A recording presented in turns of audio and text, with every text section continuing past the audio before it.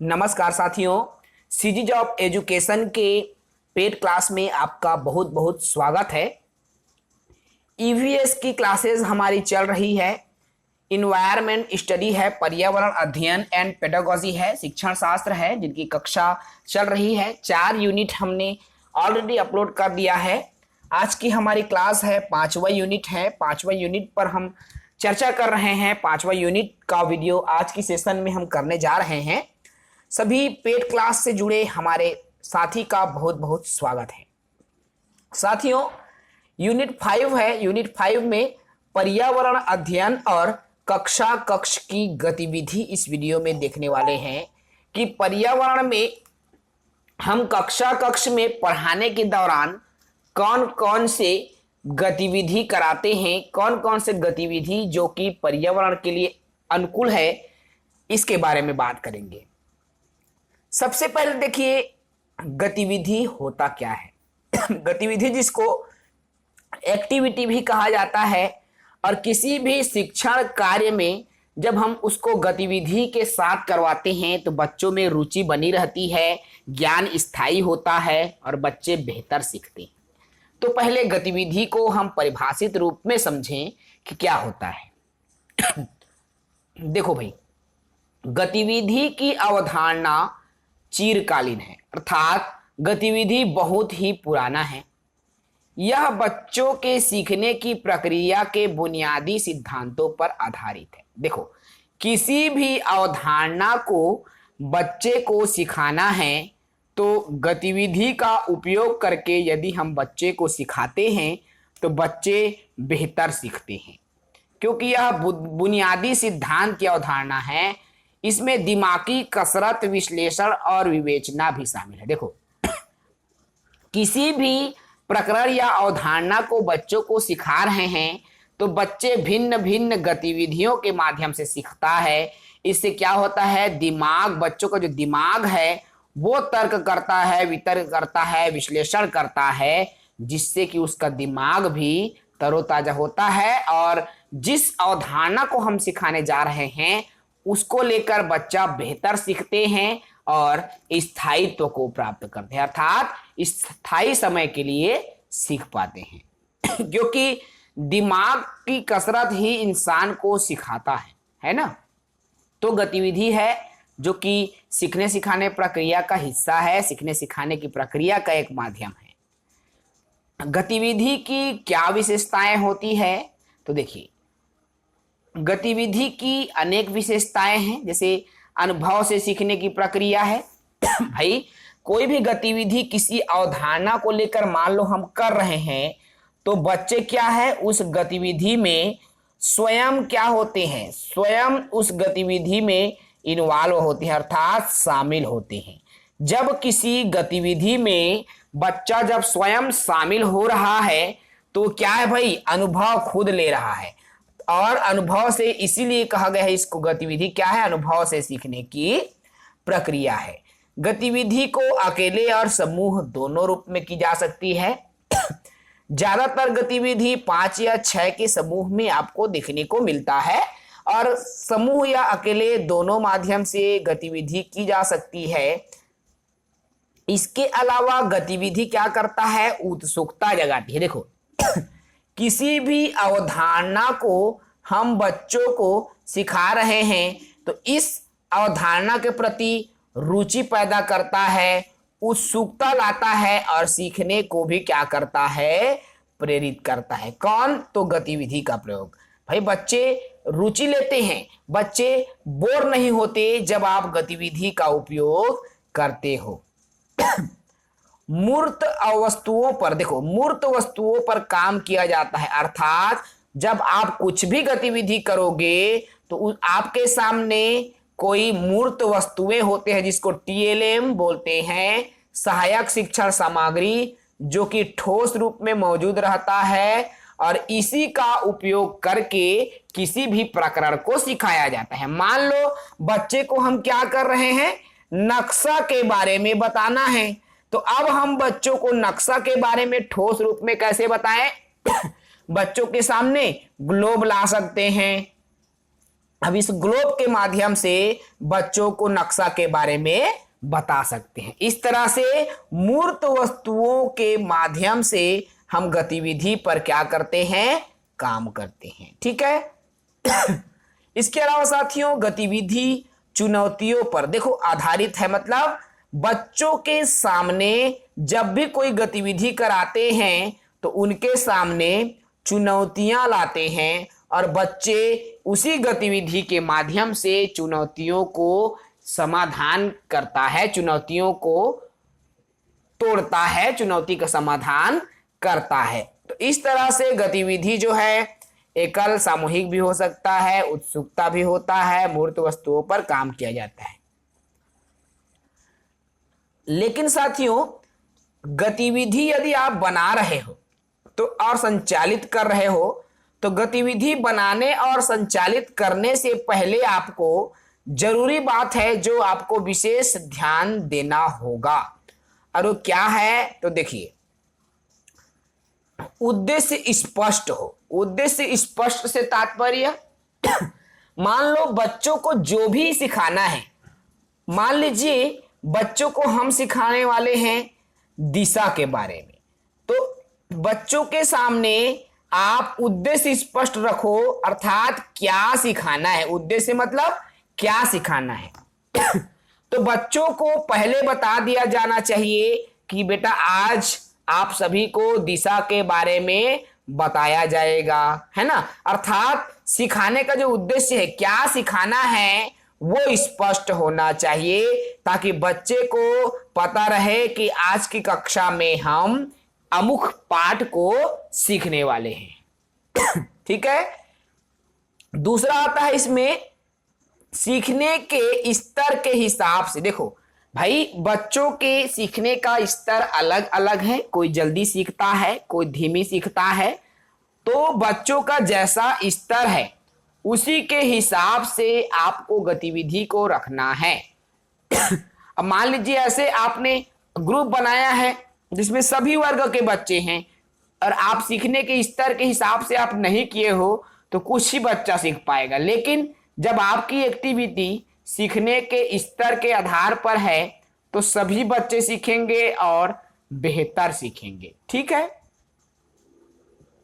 जब गतिविधि आप करवाओ किसी खास विषय पर केंद्रित हो, खास विषय से तात्पर्य खास टॉपिक जिस पर आप गतिविधि करवाने जा रहे हो, ऐसे टॉपिक पर जो कि एकदम खास हो। ठीक है। बच्चा जिसमें रुचि ले, निर्देश स्पष्ट हो। देखो भाई अब आप मान लो कोई गतिविधि करवा रहे हो, उस गतिविधि को संचालन करने वाला अगर ये पहला बच्चे को रखे हो, उसको कंट्रोल करना है, देख रेख, तो सबकी अपनी अपनी जो है। देखो इसमें आपको उद्देश्य ये है कि निर्देश, आप स्पष्ट निर्देश बच्चों को दे दो, नियम के बारे में बच्चों को पता होना चाहिए, उस गतिविधि के बारे में बच्चों को पता होना चाहिए कि कैसी कैसी प्रोसेस उस गतिविधि में किया जाएगा। ठीक है। शिक्षक की भागीदारी, देखो शिक्षक की भूमिका बिल्कुल गौण होना चाहिए साथियों, बिल्कुल न्यूनतम होना चाहिए। यदि शिक्षक की भूमिका ज्यादा होगी तो वो शिक्षक केंद्रित हो जाता है, इसीलिए शिक्षक की भूमिका न्यूनतम हो और गतिविधि क्या हो भाई, बाल केंद्रित होना चाहिए। ठीक है। इसके अलावा गतिविधि का विश्लेषण और पुनर्विचार भी होना जरूरी है। जब आप गतिविधि करवा रहे हो तो उस पर पुनर्विचार करें ताकि किसी भी प्रकार की त्रुटियां उसमें ना हो। इस तरह से इन बिंदुओं को आपको गतिविधि बनाने और संचालित करने से पहले ध्यान देना जरूरी है। ठीक है। मैंने अभी कहा कोई भी गतिविधि या तो एकल हो सकता है या समूह में हो सकता है, लेकिन ज्यादातर गतिविधि समूह में होता है। जब आप समूह में गतिविधि करवाने जा रहे हो तो आपको कुछ बिंदुएं हैं जिस पर ध्यान देना होगा समूह गतिविधि करवाने के दौरान। क्या क्या जानकारी है, तो सबसे पहले है साथियों, आप जो भी गतिविधि करा रहे हो उसके लिए यदि आप समूह बना रहे हो तो 5 से 6 बच्चे ही होना चाहिए, अर्थात 5-6 से अधिक बच्चे उस समूह में ना हो। ऐसा क्यों?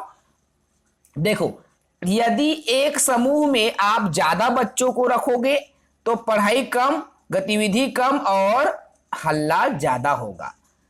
आपको कंट्रोल करना है, प्रत्येक बच्चे सीखे, इसके लिए 5 से 6 के बीच ही सदस्य जो उस गतिविधि जब बना रहे हो तो उस समूह में 5 से 6 ही होना चाहिए। ठीक है। दूसरी जरूरी बात, दूसरी बिंदु, प्रत्येक सदस्य को विशिष्ट भूमिका दें। देखो, मान लो 5 सदस्य का आपने ग्रुप बनाया है, समूह बनाया है, तो इन 5 सदस्यों के पास अलग अलग काम होना चाहिए। प्रत्येक सदस्य की भूमिका होनी चाहिए और जब भी हर बार जब आप गतिविधि करवाते हो, उन बच्चों की भूमिका में भी आपको बदलाव करते रहना है। मान लीजिए कि राम को पहले ये कार्य दिया गया था, दूसरा गतिविधि जब करवाओगे तो राम को दूसरा कार्य देना, अर्थात कार्य में भी परिवर्तन, उनकी भूमिकाओं में भी परिवर्तन होते रहना जरूरी है। ठीक है भाई, इसको भी ध्यान देना। एक चीज और, जब आप कोई भी गतिविधि करवा रहे हैं तो निश्चित समूह ना बनाएं। देखो, मान लीजिए आप बार बार गतिविधि करवा रहे हो, पहले बार आपने 5 बच्चों का समूह बनाया, दूसरी बार भी आपने 5 बच्चों का समूह बना दिया, तीसरी बार भी 5 बच्चों का, चौथी बार भी, तो ऐसा नहीं करना है भाई। समूह में भी आपको संख्या में कमी बेसी करना है, निश्चित समूह नहीं बनाना। किसी में 5 बना दीजिए, किसी में 6 बना दीजिए, किसी में 4 ही बना दीजिए। इस तरह से समूह की संख्या में भी आपको, सदस्य संख्या में भी आपको बदलाव करना होगा। ठीक है, बदल बदल के आपको बनाना है। देखो, अभिव्यक्ति का अवसर दें। मान लो आपके समूह में 6 बच्चे हैं, अब इन 6 बच्चों को बोलने का अवसर देना जरूरी है।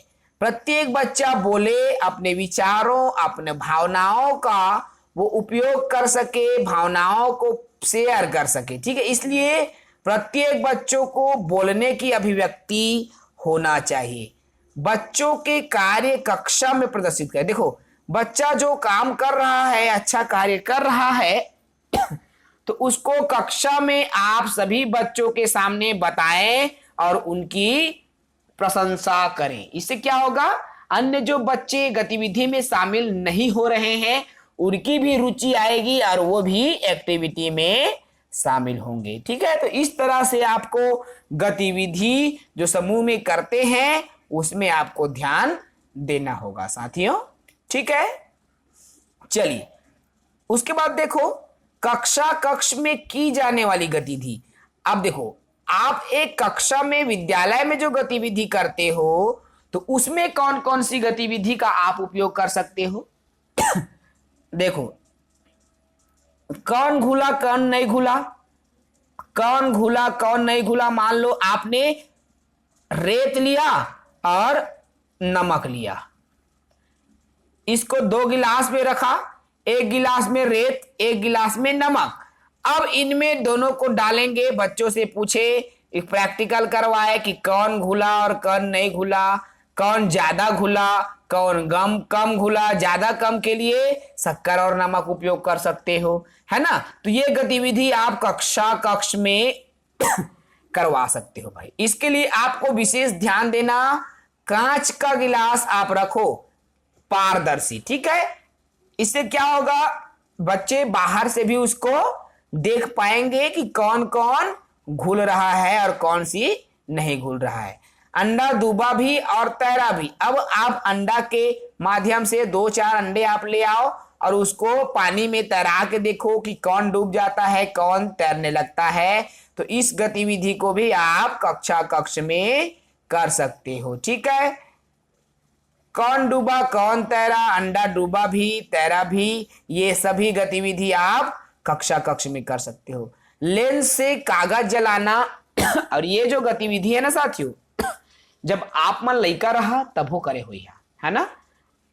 लेंस ला एक ठो धर रहन, दूरबीन जला कहन हमन, और सूर्य के प्रकाश आवे ऐसे नान बूटी सूर्य के प्रकाश से केंद्रित होए तीकर ऐसे गोलवा कर थोकन में 2-3 मिनट ले धरन तो ओमा ले गुंगवाए के चालू हो जाए, आगे निकले के चालू हो जाए, करिया हो जाए, छेदा हो जाए, है ना।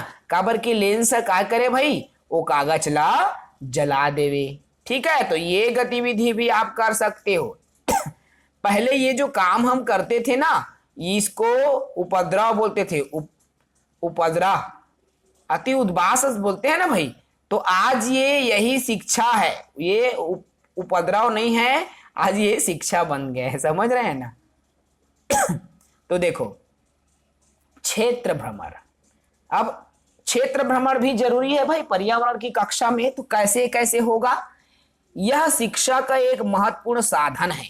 देखो भाई, अगर बच्चों को आप लेक्चर दे रहे हो, व्याख्या के माध्यम से किसी भी विषय के बारे में आप बता रहे हो, बच्चा उतना नहीं सीख सकता। लेकिन जब आप उसी बच्चे को क्षेत्र भ्रमण करवा रहे हैं और वहां ले जाकर प्रत्यक्ष रूप से बच्चा आंखों से देखकर यदि उसको सीख रहा है, तो वो बच्चा बेहतर सीखेगा और स्थायी ज्ञान हो जाता है। ठीक है, इसलिए शिक्षा का महत्वपूर्ण साधन क्षेत्र भ्रमण को माना गया है। ठीक है, क्षेत्र भ्रमण को माना गया है। इसके माध्यम से बच्चों को वास्तविक परिस्थिति में ले जाकर विषय का ज्ञान कराया जाता है। देखो, मैंने अभी कहा उस क्षेत्र में जिसके बारे में बताना है, वास्तविक जगह में उसको ले जाकर विषय का ज्ञान प्रत्यक्ष रूप से दिया जा सकता है। प्रत्यक्ष ज्ञान मतलब सामने, आपस में सामने से देखकर जो ज्ञान दिया जाता है ना, उसको प्रत्यक्ष ज्ञान। तो देखकर जो है बच्चा उसको सीखेगा और स्थायित्व को प्राप्त करता है। ठीक है, तो क्षेत्र भ्रमण भी महत्वपूर्ण है। सर्वे कार्य, देखो पर्यावरण की जब हम बात करते हैं ना, तो बच्चों को हम सर्वे कार्य दे सकते हैं। समूह में बांटकर हम गली में ले जा करके सर्वे कार्य भी करा सकते हैं। किसी भी विषय को लेकर हम सर्वे कर सकते हैं। पर्यावरण में प्रोजेक्ट कार्य का भी अहम रोल होता है साथियों। आप सभी जानते हैं भाई, पर्यावरण में अक्सर हम जब 10वीं 12वीं पढ़ते थे ना, पर्यावरण में हमें क्या दिया जाता था, प्रोजेक्ट दिया जाता था। प्रोजेक्ट के लिए परिस्थिति का निर्माण अर्थात उद्देश्य जिसको हम बोलते थे, उद्देश्य रहता था कि क्या करना है, कौन सी अवधारणा को हमको समझना है, अर्थात परिस्थिति का निर्माण, फिर उसमें क्या प्रोजेक्ट बनाना है, उसका चुनाव, प्रोजेक्ट के लिए योजना बनाते हैं कि कैसे कैसे उसका क्रियान्वयन करना है, उसके बाद उसको व्यवहारिक रूप देते हैं और अंत में परीक्षण करते हैं। इस तरह से जब हम प्रोजेक्ट कार्य करते हैं, इन्हीं 5 बिंदुओं से हो करके हमको क्या करना होता है भाई, गुजरना होता है। ठीक है। उसके बाद देखिए, पुस्तकालय सीखने के संसाधन के रूप में कैसे काम करता है। भाई कोई भी पुस्तकालय है, हर बच्चा पुस्तकालय से सीखता है। इसीलिए हमारे प्राथमिक शालाओं में शासन द्वारा बाल पुस्तकालय का निर्माण किया गया है, अर्थात बच्चों के लिए कहानी की जो किताबें आती है ना, कॉमिक्स छोटी छोटी, उसको सजा करके रखने के लिए। ठीक है, पुस्तकालय सीखने की संसाधन के रूप में बहुत ही फायदेमंद है। कैसे, तो देखो, पुस्तकालय बच्चों के सीखने का एक बेहतर माध्यम हो सकता है, बशर्ते उसे पुस्तकालय में उपयोग करने के लिए समय का पाबंद हो। देखो बच्चे पुस्तकालय से भी सीखते हैं, लेकिन कब, जब बच्चों के लिए आप समय सीमा मत बांधो। बच्चे अपने मर्जी से जितने भी टाइम वो चाहे उस पुस्तकालय में जा सके और जाके पढ़ सके, अर्थात समय का पाबंदी बिल्कुल भी ना हो। बच्चों का जब भी मन करे, अगर बच्चे वहां जाए और जाके पढ़ेंगे, तो बच्चों के मन में जो है पर्यावरण के प्रति दृष्टिकोण आएगा और बच्चे बेहतर सीखेंगे। सामुदायिक और सरकारी पुस्तकालयों को स्कूली पुस्तकालय से भी जोड़ने का प्रयास करना चाहिए।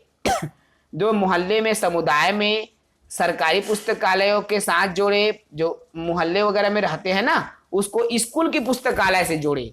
ठीक है, इससे बच्चों को क्या है, ज्ञान और बढ़ोतरी होती है बच्चों की। और पठित पुस्तकों पर चर्चा करने, सुनने और सुनाने का उपयोग भी पुस्तकालय में, अर्थात जैसे 5 साथी 5 मित्र बच्चे पढ़ रहे हैं, एक ने पढ़ा तो दूसरे 4 को वो सुना सकता है ना। और इससे क्या होगा, चर्चा करेंगे तो ज्ञान भी स्थायी होता है। ठीक है, और इसके अलावा जब स्कूलों में पुस्तकालय के लिए, देखो जब भी आप स्कूलों में पुस्तकालय स्थापित करते हैं तो उसके लिए एक अलग सा कमरा होनी चाहिए जहां शांत वातावरण हो, हल्ला शोरगुल जैसे समस्याएं वहां पर न आती हो। इस तरह से पुस्तकालय भी बच्चों के सीखने का एक बहुत ही बढ़िया और सशक्त संसाधन के रूप में सामने आता है। ठीक है, इसके बाद में आता है साथियों आपका मूल्यांकन। मूल्यांकन होता क्या है, देखो मूल्यांकन क्या है तो इसमें साथियों मूल्यांकन का मतलब केवल कितना सीखा गया है उसको अंक देना ही नहीं, बल्कि उस सीखे हुए को कितना परत दर परत जानना भी। अर्थात बच्चों ने कितना सीखा, क्या सीखा, कितना सीखा, किस हद तक सीखा, ये जानना मूल्यांकन है। जब हमने बच्चों को कोई भी पाठ पढ़ाया, कोई भी टॉपिक पढ़ाया, उसके बाद हमको जानना है कि मैंने आज जो पढ़ाया है बच्चे सीख पाया है या नहीं सीख पाया है।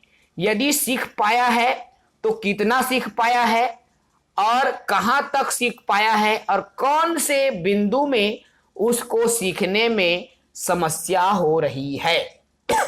ये सब को जानना ही मूल्यांकन कहलाता है। ठीक है, सही मायनों में मूल्यांकन तभी संपूर्ण होता है जब इस नजरिए से किया जाए। अर्थात साथियों आप एक शिक्षक हो, आप सही अगर मायने में मूल्यांकन कर रहे हो तो बच्चों के सीखने के स्तर को यदि आप जांच रहे हो तब आप सही मायने में मूल्यांकन कर रहे हो। केवल 6 माही या सालाना इम्तिहान लेने और उस पर अंक दे देने का नाम मूल्यांकन नहीं होता साथियों, याद रखना इस बात को। आप तिमाही परीक्षा ले लिए, पेपर चेक किए, उत्तर आंसर बता दिए और कितना नंबर मिला है बच्चे को उसको बता दिए। अर्धवार्षिक परीक्षा ले लिए, कितना नंबर मिला उसको चेक करके बता दिए। वार्षिक परीक्षा ले लिए, सबका रिजल्ट दे दिए। ये मूल्यांकन नहीं है। तो मूल्यांकन क्या है कि मैंने जो पढ़ाया बच्चे ने कितना सीखा, क्या सीखा, देखो क्या सीखा, कितना सीखा, कहां तक सीखा और कौन से बिंदु में सीखने में समस्या आ रही है, ये जानना ही मूल्यांकन कहलाता है। ठीक है भाई, मूल्यांकन कैसे किया जाए? देखो अब हमको मूल्यांकन तो करना है क्योंकि हमने पढ़ा लिया है। अब हम करें कैसे? तो मूल्यांकन प्रगति के आधार पर हो, न कि तुलना के आधार पर। याद रखना, 2 झन लइका ला हमन अपन आघू में बुला लेहेन, देख यह तोल ले ज्यादा जानथे, देख तय गधा से कर ज्यादा अक्कल है। इस तरह से मूल्यांकन नहीं करना। एक दूसरे से हम तुलना करके मूल्यांकन नहीं करेंगे। याद रखना, बच्चे कितना जानता है सामने वाले से आप कंपेयर कर रहे हो, ये मूल्यांकन नहीं होता, ये गलत है। बच्चे को आप नीचे गिरा रहे हो, याद रखना इस बात को। तो तुलना करके मूल्यांकन नहीं किया जा सकता। मूल्यांकन निरंतर कक्ष में हो। मैंने अभी कहा, मैंने कुछ भी टॉपिक मान लो, आज मैंने बच्चों को बता दिया रंगों के बारे में, तो आज मैं जब बच्चों को रंगों के बारे में बताया तो मैं आज बच्चों से पूछूंगा कि बच्चों के रंगों के बारे में कितना सीखा, क्या सीखा, कितने हद तक सीखा। अगर मैं ये सब चीजें बच्चों से पूछ रहा हूं कक्ष में पढ़ाने के तुरंत बाद, तो यही मूल्यांकन है। लेकिन जब मैं उसको अंक दे रहा हूं, 2 बच्चे को बुला के यदि मैं तुलना करके बोल रहा हूं, देख यह सीख गए तो अभी नहीं सीख सके, सफा का धास तो लगता है सिखा सिखा सिखा के थक जाता लेकिन तो सीख नहीं पाता, तो ये मूल्यांकन नहीं है। अगर आप कंपेयर कर रहे हो तो वो सही मायने में मूल्यांकन में नहीं आता, इस बात को आपको याद रखना है। ठीक है भाई, तो आज इस वीडियो में आपके इस यूनिट में अर्थात 5वां यूनिट में यही है, मूल्यांकन में थोड़ा सा ही था, आपका ज्यादा कुछ नहीं है भाई। परिभाषा आपको पता होना चाहिए, यदि आपने मूल्यांकन की परिभाषा को समझ लिया है तो आपको मूल्यांकन से जुड़ा कुछ भी सवाल दे दी जाए आप आसानी से हल कर लोगे। ठीक है, तो आज की सेशन मैं यही समाप्त करूंगा। इकाई 5 जो है आपका समाप्त हो रहा है साथियों। देखिए बहुत ही सरल तरीके से हम बताने का प्रयास करते हैं, आपको ये सरल इसलिए लगता है क्योंकि ये शिक्षण शास्त्र है मेरे दोस्त, और शिक्षण शास्त्र में आपको रटना नहीं समझना होता है। जब हम पहुंचेंगे मानव शरीर के बारे में, जब हम पहुंचेंगे स्वास्थ्य से संबंधित विटामिन के बारे में पढ़ेंगे, उस दौरान आपको ध्यान देना होगा, उस दौरान आपको थोड़ा सा प्रिपरेशन को अपना बेहतर करना होगा, आपको उस यूनिट में ज्यादा ध्यान देना होगा। ठीक है, क्योंकि वो आपके लिए रटने से संबंधित थोड़ा आपको उसको समझना होगा। बाकी अभी सिर्फ थ्योरेटिकल है, इसको थ्योरी को आप समझोगे, ज्यादा कुछ सैद्धांतिक नहीं है। ठीक है भाई, तो चलिए इस वीडियो में इतना ही। विमल सर को इजाजत दीजिए, पेड क्लास से जुड़े रहें और नए साथी को भी बताइए कि बहुत ही सस्ते दरों में आप सभी के लिए हम पेड क्लास जो है मुहैया करा रहे हैं। सभी साथी पढ़िए, बेहतर तरीके से हम पढ़ाने का लक्ष्य रखे हैं आप सभी के लिए बहुत ही कम शुल्क में, इसीलिए हम शिक्षा देते हैं। जय हिंद, वंदे मातरम।